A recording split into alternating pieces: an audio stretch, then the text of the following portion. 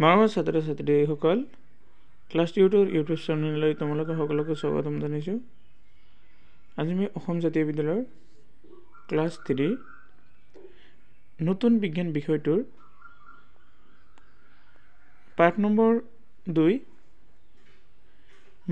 মাটি, এইটো মাঠ হৈছে মাটি, শিল আৰু খনিজ পদাৰ্থ। এইটো পাঠৰ প্ৰশ্নোত্তৰসমূহ প্ৰথমৰ পৰা শেষলৈকে বিতংভাৱে আলোচনা কৰিছোঁ। ভিডিঅ'টো ভাল লাগিলে লাইক কৰিবা আৰু লগতে চেনেলটো ছাবস্ক্ৰাইব কৰি ৰাখিবা। এতিয়া মেইন প্ৰশ্নলৈ। তো অনুশীলনীৰ প্ৰথমটো প্ৰশ্ন আছে, মাটি কি? তোমালোকে সকলোৱে জানা। পৃথিৱীৰ উপৰিভাগৰ ভৌতকৰ আটাইতকৈ কোমল অংশ যিটো। পৃথিৱীৰ উপৰিভাগৰ কোমল সাৰুৱা অংশটোকে মাটি বোলে। 2 নম্বৰ প্ৰশ্ন, মাটিৰ ঘাই তৰফ কেইটা আৰু কি কি? মাটিৰ যে তৰফ থাকে, বহুত কেইটা তৰফ আছে, কিন্তু তাৰ ভিতৰত মুঠ ঘাই তৰফ দুটা কি? সেই দুটা হ'ল মাটিৰ ঘাই তৰফ দুটা, সেইকেইটা হ'ল সাৰুৱা আৰু টান। 3 নম্বৰ প্ৰশ্ন, মাটিৰ প্ৰকাৰ কেইটা আৰু কি কি? মানে মাটিক কেই প্ৰকাৰত ভাগ কৰা হয়? মাটি 3 প্ৰকাৰৰ। 1 নম্বৰ হৈছে বালিয়া মাটি, 2 নম্বৰ বোকা মাটি আৰু 3 নম্বৰ বা 5 নম্বৰ হৈছে সাৰুৱা বা পলসুৱা মাটি।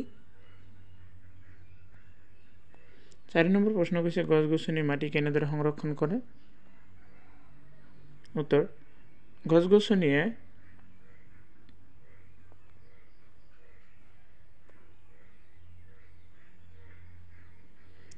শিপাৰে মাটি খামুচি ধৰি থাকে, সেইবাবে বৰষুণৰ পানীয়ে মাটি সহজে উঠুৱাই নিব নোৱাৰে, তেতিয়া বতাহে সহজে মাটি উৰুৱাই নিব নোৱাৰে। এনেদৰে গছ গছনি মাটি সংৰক্ষণ কৰি ৰাখে। 5 নম্বৰ আছে, মাটি সকলো জীৱৰ বাবে কিয় প্ৰয়োজন তাৰ দুটা কাৰণ লিখা। মানে মাটি কিয় প্ৰতিটো জীৱ জন্তুৰ কাৰণে দৰকাৰী, কাৰণ লিখিব দিছে। মাটিৰ প্ৰয়োজন কাৰণ দুটা হ'ল, মাটিত মানুহে খেতি বাতি কৰে, মানুহে খেতি বাতিৰ পৰা সকলোৰে খোৱা বস্তু পায়। 2 নম্বৰত আছে, মাটিত গছ গছনি গজে, চৰাই চিৰিকটিবোৰ গছ গছনি থাকে, গছ গছনি নাথাকিলে কোনো জীৱ জন্তু জীয়াই থাকিব নোৱাৰে। এবাৰ 6 নম্বৰ প্ৰশ্ন আছে, মাটিৰ তৰফটোত খেতি বাতি কিয় ভাল হয় লিখা। যে মাটিৰ ওপৰত যে তৰফ আছে, তাতে সাধাৰণতে খেতি বাতি কিয় ভাল হয়, কাৰণ লিখিব দিছে। উত্তৰটো হ'ল মাটিৰ ঘাই তৰফ দুটা, সাধাৰণতে ওপৰৰ তৰফটো হ'ল সাৰুৱা। মানে মাটিৰ তৰফ যে দুইটা আছে, একেবাৰে ওপৰৰ অংশটো মানে বহুত সাৰুৱা হয়, ছাই বৰণৰ দৰে। এই তৰফটো খেতিৰ বাবে উপযোগী। ঘাঁহ বন গছ গছনি খেতি বাতি ওপৰৰ তৰফটোতে হয়। মানে যিকোনো ধৰণৰ ঘটনা মাটিৰ ওপৰতে হৈ থাকে, ওপৰৰ অংশটোতে। জীৱ জন্তু ঘাঁহ বন মৰি পচি মাটিৰ ওপৰৰ তৰফটো মিহলি হয়। পচি মিহলি হোৱা এইবোৰ বস্তুৱে হিউমাছ মাটি সাৰুৱা কৰে, সেইবাবে মাটিৰ ওপৰৰ তৰফটো খেতি বাতি ভাল হয়। 6 নম্বৰত আছে, মাটিৰ ওপৰৰ তৰফটোত খেতি বাতি কিয় ভাল হয় লিখা। উত্তৰটো হৈছে, সাধাৰণতে মাটিৰ ওপৰৰ তৰফটো সাৰুৱা, ইয়াৰ বৰণ ছাইৰ দৰে, সেইকাৰণে মাটিৰ ওপৰৰ তৰফটোত খেতি বাতি ভাল হয়। 7 নম্বৰ হৈছে, মাটিৰ উপাদান কেইটা কি কি? উত্তৰ হৈছে, মাটিৰ উপাদান দুটা, সেইকেইটা হ'ল 1 নম্বৰত আছে শিল বালি আৰু বোকাৰ কণিকা, 2 নম্বৰত হৈছে হিউমাছ। 8 নম্বৰত হৈছে বালিয়া মাটি কেনেকুৱা লিখা। উত্তৰটো হৈছে, বালিয়া মাটিত বালিৰ পৰিমাণ বেছি, বোকা আৰু হিউমাছ কম থাকে, বালিয়া মাটি খহটা। 9 নম্বৰত আছে বোকা মাটি কেনেকুৱা লিখা। উত্তৰটো, তাৰমানে বোকা মাটি কেনেকুৱা ধৰণৰ, মাটিৰ বহুতো প্ৰকাৰ পালোঁ, তাৰ ভিতৰত বোকা মাটিটো কেনেধৰণৰ সেইটো লিখিব দিছে। যি মাটিত বোকাৰ পৰিমাণ বেছি সেয়ে বোকা মাটি, তেনে মাটিত বালি আৰু হিউমাছৰ পৰিমাণ কম, বোকা মাটি কোমল আৰু বৰ মিহি। 10 নম্বৰত আছে হিউমাছ কাক বোলে, ইয়াৰ প্ৰয়োজন কি। উত্তৰটো হৈছে, জীৱ জন্তু ঘাঁহ বন মৰি পচি মাটিৰ ওপৰৰ তৰফটো মিহলি হয়, পচি মিহলি হোৱা এই বস্তুবোৰকে হিউমাছ বোলে। হিউমাছ মাটি সাৰুৱা কৰে আৰু সাৰুৱা মাটিত খেতি বাতি ভাল হয়।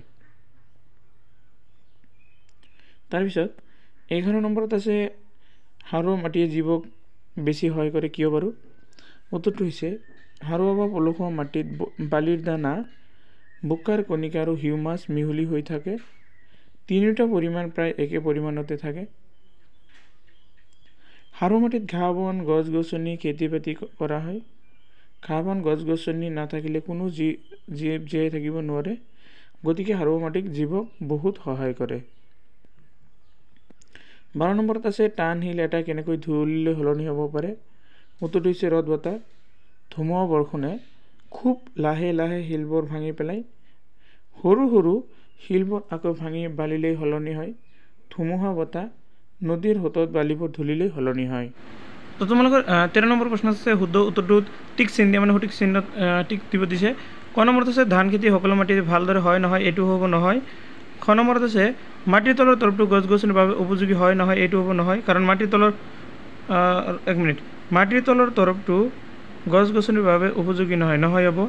গ নম্বৰ আছে গাঁত এটা খান্দিলে তললৈ বেছি টান মাটি পোৱা যায় নাযায়। গাঁত খান্দিলে তললৈ বেছি টান মাটি পোৱা নাযায়। তাৰপিছত ঘ নম্বৰত আছে বোকাৰ কণিকা মিহি বালিতকৈ সৰু ডাঙৰ। বোকাৰ কণিকা মিহি বালিতকৈ সৰু ডাঙৰ, এইটো কি হ'ব ডাঙৰ? বানপানীৰ পানী ঘোলা হয় নহয়, এইটো হয়, বানপানীৰ পানী ঘোলা হয়। 6 নম্বৰ আছে কম দিনৰ ভিতৰত শিলৰ পৰা মাটি পাব পাৰি নোৱাৰি, এইটো হ'ব নোৱাৰি। 10 নম্বৰ আছে ক অংশৰ লগত খ অংশ মিলিব, এইটো হ'ল ক অংশ, এইটো খ অংশ। বালিয়া মাটিত কি কৈছে ভালকৈ চোৱা, বালি মাটিত বালিৰ কণিকাৰ পৰিমাণ বেছি। হিউমাছ